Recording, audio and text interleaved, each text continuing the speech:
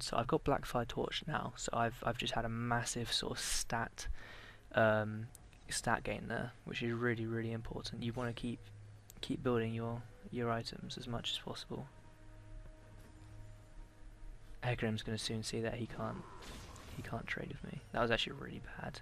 Drain, I don't know why I did that. So right there, Jax put up his stun. He did it too early, so I could terrify him. Because with my terrify range is I believe it's slightly longer than Jax's jump. Yeah, and Zac comes in and mops up the kill. I believe. Actually, no, he doesn't. Okay. That drain was bad because I was still in range of Jax's stun, which meant that yeah, he stopped me. I get pretty lucky again, and go back in for a silence because I know that my Dark Wind is a longer range than Rise's Overload, which is a Q. So there was no way he could possibly have killed me then, especially considering he was already trying to back out of Jarvan's ultimate, and he was actually trapped by Jarvan's ultimate.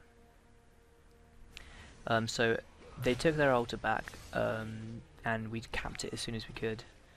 Again, if you didn't know that, if you take 2 ulters, you gain an extra 10% attack damage and 10% AP. So this Crow Storm is not good for one reason, is that I didn't go further around the side of a tree trump, which meant that Hecarim could run away. If I'd moved before I terrified, no, sorry, if I had moved before I started draining, that'd have been a perfect Crow Storm, because it zoned Rise away. And it would have killed Hecarim, but I did it badly. So you should always try and position yourself before you start draining. That's something I didn't do then, which resulted in us not getting an extra kill, which can make or break a game. Obviously, it's not going to have that much effect this game, but in close games that could really, really hurt you. I'm just farming it out quickly. I'm trying to get as much CS as possible. I'm actually slightly ahead of Hecarim, which is surprising considering how much of a strong pusher he is. But we've had such a strong map presence that he really couldn't farm that much.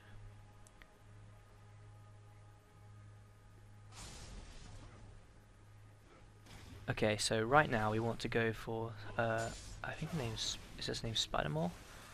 Or I don't know, it's something like that.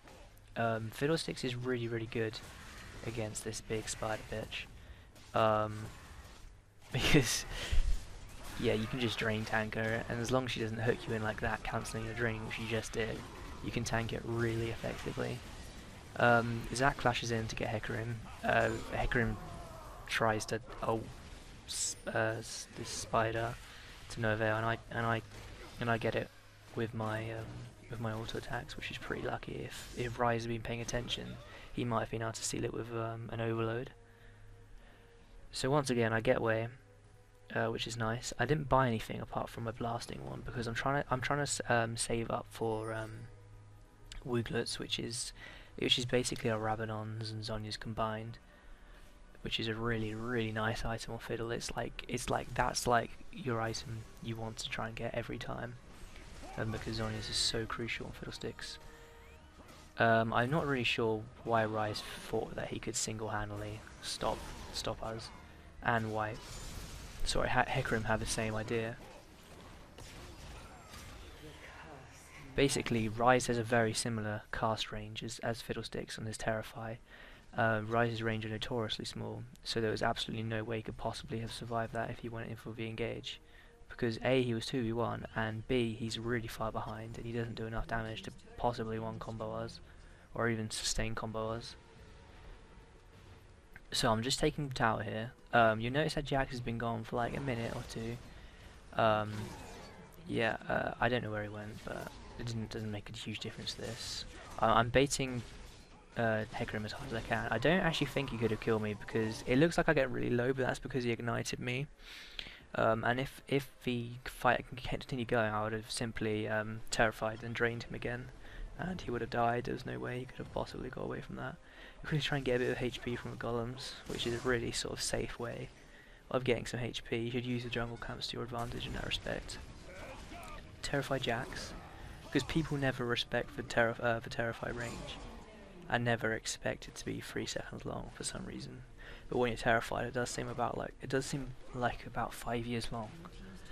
Um, yeah, they don't really care about this match anymore because they know they've pretty much lost. So I'm going for a risky Crow Storm here, but they'd used all their CC and there wasn't really a lot I could do. I'd actually run out of mana though. That's a problem. I couldn't drain.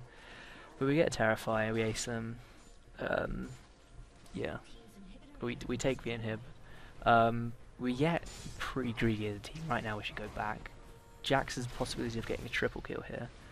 I haven't got any mana to drain him, so he ignites me. And I do this weird flash. I was trying to like juke him with my flash.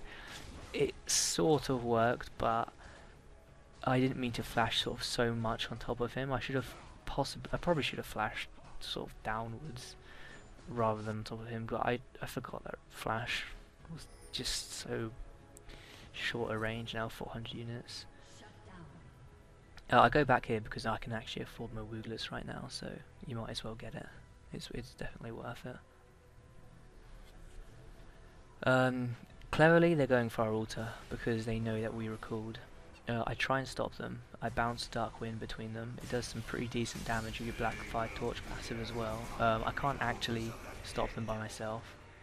I take quite a lot of damage because for Java and Ultimate actually zoned me from being able to drain because my range isn't that long on drain. That's not really a problem though. I Crow Storm in. And we kill Jax. I don't even know why they're still trying to fight us, to be honest. Hecarim was doing a lovely little dance there, which I appreciate. It looks very good on camera, does that horse. I drain up, get some HP back, and start to push away and try and take out that inhib now. Yeah, you notice that this game, I don't know, I don't manage my mana very well. I don't think I do anyway, and Hecarim is continually tries to 1v1 me all game, and every single time my team has come and killed him. He can't even win the 1v1, so I don't know why he tries. It just seems, I don't know, it just seems a bit ridiculous. So again, I'm out of mana. I can't help Jarvan there, I'm just auto-attacking as much as possible, but my drain comes up because I just get about just enough mana, and he drops immediately because I just do so much damage. And Jax has no MR apart from his Mercury Treads and runes, and frankly that's not good enough against my spell pen that I get from my Soul Shoes, Blackfire Torch, my passive, my runes and my masteries. It's just not going to cover it. I'm sure I'm pretty much doing true damage to him, if not true damage. So I recall. I get a Hextech Revolver because I felt like when I was Crow Storming in, I was taking a bit too much damage, and I'd really love to be able to sort of, you know, be that bit more tanky. Even though Crow Storm is AoE and you only get 33% spell fam, if you're hitting 3 targets, that's the equivalent of, you know, 100%. Sorry, not 100% spell fam, but like the amount of spell fam you should be getting. Which is actually extremely good because it makes you deceptively tanky. And let's be honest, the only person that can actually target right now is me because Zach's just tanky, Jarvan's tanky, and I'm actually fairly tanky, but yeah, they can't do a lot because, well, they're so far behind. I went for a Crow Storm. They actually play this really well, but this is quite funny because right now I send off a Dark Wind and he goes really far in between them, and a final bounce kills Jax, which is nice. For some reason Zach decides to tank this forever, and when Hecarim comes down he kills him, which is quite funny. Yeah, but this is the end of the game. They can't stop us. They got 2 inhibs down. Ryze is bot for some reason. Their inhib responds. I don't know why I'm attacking it. I might just go for the Nexus, but we kill Ryze here because again they don't respect the Terrify range, or they just don't care anymore. It's probably the latter, to be honest. And now we just take out the Nexus, and that wins us a game. So thank you for watching my my Fiddlesticks analysis on Twisted Treeline.